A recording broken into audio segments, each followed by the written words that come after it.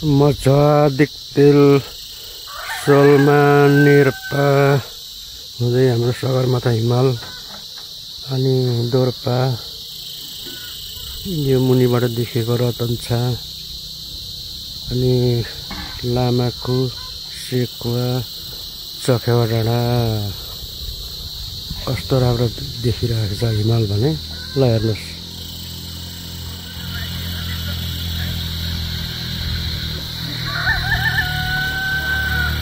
सगरमाथा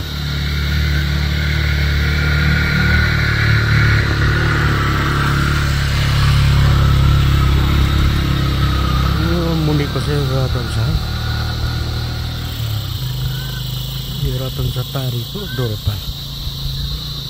तपाईँको लमाको बुवासुङ अनि चखेवा भन्ज्याङ